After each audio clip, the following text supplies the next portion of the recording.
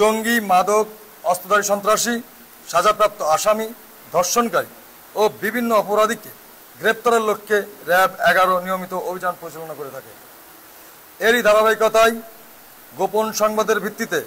RAB 11 CPC 3 Noakhali এর আভিযানিক দল নোয়াখালী জেলার চরজব্বর থানার অধীন চর ওয়াপদা ইউপির 3 নং ওয়ার্ডস্থ আল আমিন বাজার থেকে দক্ষিণ দিকে হোসনে আরা বাড়ি গামী চর ওয়াপদা শাকিনে অভিযান পরিচালনা করে একজন অস্ত্রধারী সন্ত্রাসী চান মিয়া ওরফে চান্দা ডাকাত, পিতা আব্দুল বাতেন, মাতা নূর জাহান বেগম, সাং চর আলাউদ্দিন, 4 নং ওয়ার্ড, থানা চরজব্বর, জেলা নোয়াখালীকে গ্রেপ্তার করত তার হেফাজত হতে একটি 7.65 mm বিদেশি পিস্তল, একটি ম্যাগাজিন, 1 রাউন্ড গুলি এবং তার সাথে ব্যবহৃত একটি মোটরসাইকেল 27 অক্টোবর 2025 সালের আনুমানিক 18:45 ঘটিকায় উদ্ধার করতে সক্ষম হয়। প্রাথমিক অনুসন্ধানে জানা যায় গ্রেপ্তারকৃত আসামি চান মিয়া ওরফে চান্দা ডাকাত, পিতা আব্দুল বাতেন, মাতা নূরজাহান বেগম, সাং চর আলাউদ্দিন, 4 নং ওয়ার্ড, চরজব্বর থানা, নোয়াখালী জেলার বাসিন্দা। গ্রেপ্তারকৃত আসামি অস্ত্রের মহড়া দেখিয়ে নিরীহ এলাকাবাসীকে ভয়ভীতি এবং হুমকি প্রদর্শন করত, জুলুম, নির্যাতন এবং চাঁদাবাজি করে আসছে। গ্রেপ্তারকৃত আসামিকে জিজ্ঞাসাবাদে আরও জানা যায় যে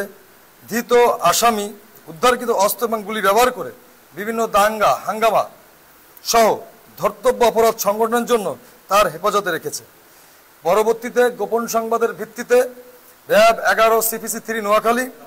এর চৌকস আভিযানিক দল গত 27/10/2025 সালের আনুমানিক 18:45 নোয়াখালী জেলার চরজব্বর থানাধীন 4 নং চর ওয়াপদা ইউপির 3 নং ওয়ার্ডস্থ আলামিন বাজার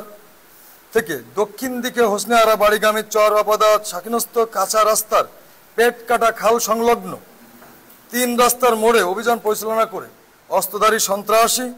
চান মিয়া উর্ফে চান্দা ডাকাতকে গ্রেপ্তার করে। তার কাছ থেকে তার তথ্য দেওয়া মতে একটি বিদেশি পিস্তল 7.65 mm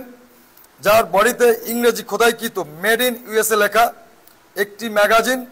যার ভিতরে 1 রাউন্ড গুলি এবং একটি কালো নীল রঙের ইয়ামা ব্র্যান্ডের 150 সিসির ফেজার মোটরসাইকেল যার রেজিস্ট্রেশন নাম্বার ঢাকা ল 441367 পেয়ে উদ্ধার করতে সক্ষম হয়। এছাড়াও বর্ণিত আসামির বিরুদ্ধে নোয়াখালী জেলার চরজব্বর এবং হাতিয়া থানায় হত্যা চেষ্টা মামলা সহ একাধিক মামলা রয়েছে। দেশব্যাপী থানা হতে লুট হওয়া অস্ত্র, গোলাবারুদ এবং অবৈধ অস্ত্র উদ্ধারে র্যাব 11 সিপিসি 3 নোয়াখালী এর ধারাবাহিক অভিযানের অংশ হিসেবে